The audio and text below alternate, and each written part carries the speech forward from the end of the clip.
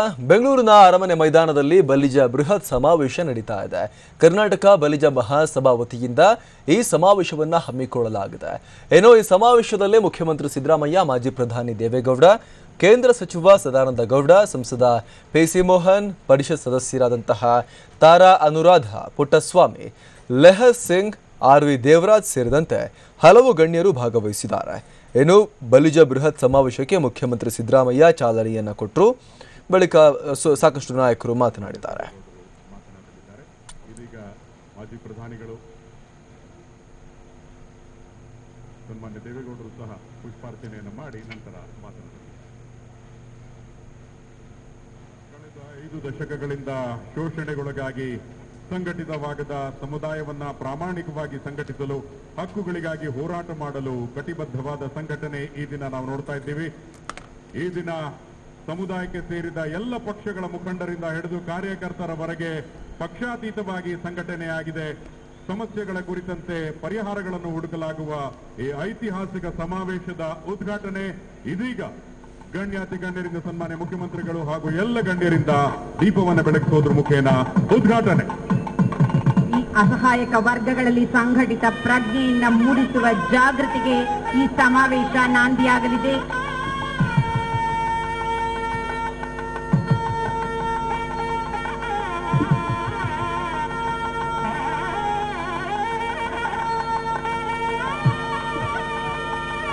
ಬಲಿಜ ಸಮುದಾಯದ ಮುಂದಿರತಕ್ಕಂತಹ ಬಹುದೊಡ್ಡ ಜವಾಬ್ದಾರಿ ಏತನ್ ಸಮಾವೇಶದ ಮೂಲಕ ಸಾಕಾರಗೊಳ್ಳಲಿ.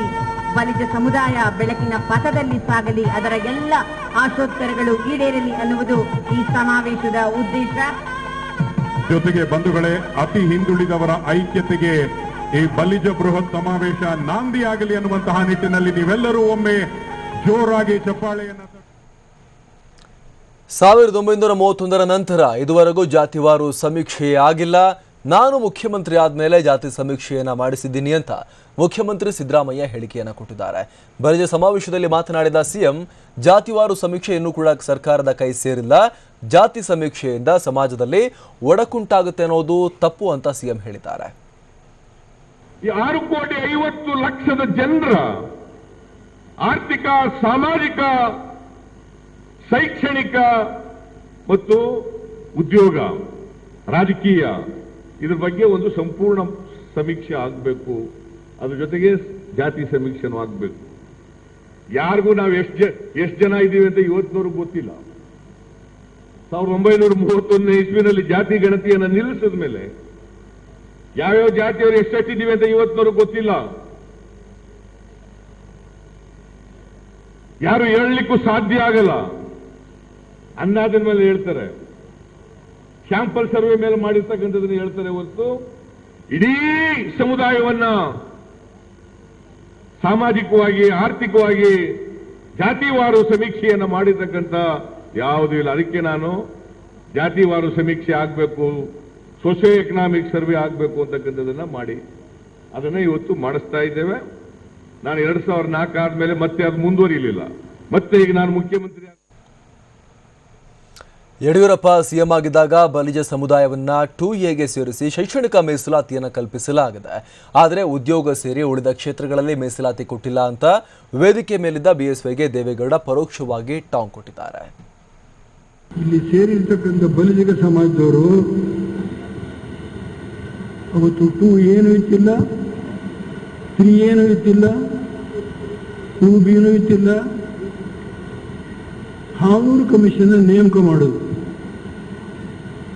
ದೊಡ್ಡ ಹೋರಾಟ. ನನ್ನ ಇತಿಹಾಸ ನೋಡಬೇಕು. ಯಾರಾದರೂ ವಿಧಾನಸಭೆಯ ಹೋರಾಟವನ್ನು ಓದಬೇಕು, ನಡೆದು ಹೋದ ಹಿಂದಿನ ಘಟನೆಗಳನ್ನು ತಿಳ್ಕೊಳ್ಬೇಕು. ಇಲ್ಲಿ ಸಿಳ್ಳೆ ಹೊಡೆದ್ರೆ ಆಗೋದಿಲ್ಲ. ಇದು ನಾನು ಈ ಮಾತನ್ನು ನೇರವಾಗಿ ಹೇಳ್ತೇನೆ.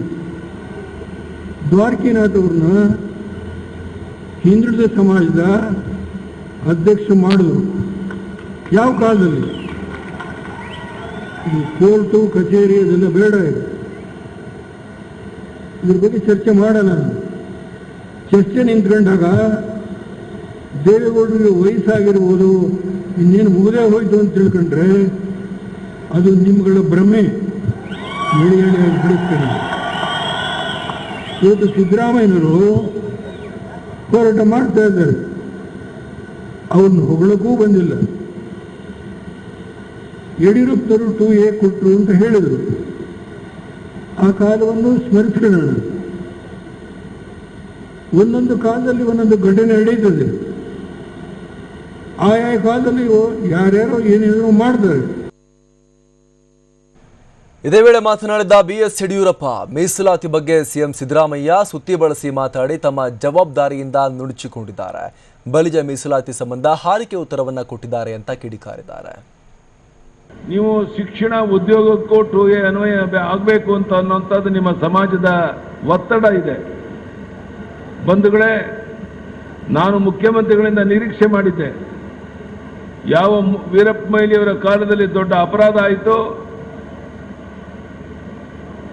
2A ಇದ್ದದ್ದನ್ನು 3Aಗೆ ಸೇರಿಸಿ ನಿಮ್ಮಂಥ ಸಮಾಜಕ್ಕೆ ಏನು ಅನ್ಯಾಯ ಆಯಿತು ಅನ್ನೋ ಕೂಗಿತ್ತು. ಅದನ್ನು ಸರಿಪಡಿಸಿ ಸ್ಪಷ್ಟವಾಗಿ ಶಿಕ್ಷಣ ಉದ್ಯೋಗಕ್ಕೂ ಸಹ 2Aನ ಅನ್ವಯಿಸ್ತೇನೆ, 2A ಮಾಡಿಸ್ಕೊಡ್ತೇನೆ ಅನ್ನುವಂಥ ನೇರ ಭರವಸೆಯನ್ನು ಕೊಡ್ತೇನೆ. ಮುಖ್ಯಮಂತ್ರಿಗಳು ಸುದ್ದಿ ಬಳಸಿ ಮಾತನಾಡಿ ತನ್ನ ಜವಾಬ್ದಾರಿಯಿಂದ ಹಿಂದೆ ಸರಿದು ಹೋಗಿರುವಂಥದ್ದು ನನಗೆ ತುಂಬ ನೋವನ್ನು ತಂದಿದೆ. ಸಹಕಾರಿ ಇಲಾಖೆಯಲ್ಲಿ ಹಿಂದುಳಿದವರಿಗೆ ಮೀಸಲಾತಿ ಇರಲಿಲ್ಲ. 38,000 ಸಹಕಾರಿ ಸಂಸ್ಥೆಗಳಿವೆ. 97ನೇ ವಿಧಿ ತಿದ್ದುಪಡಿಯೊಂದಿಗೆ ಸಹಕಾರ ಸಂಸ್ಥೆಗಳಲ್ಲಿ ಹಿಂದುಳಿದ ವರ್ಗಗಳಿಗೆ 2 ಮೀಸಲಾತಿಯನ್ನು 2012ರಲ್ಲಿ ತಿದ್ದುಪಡಿ ಮಾಡೋ ಮೂಲಕ ನಾನು ಮಾಡಿದ್ದೇನೆ.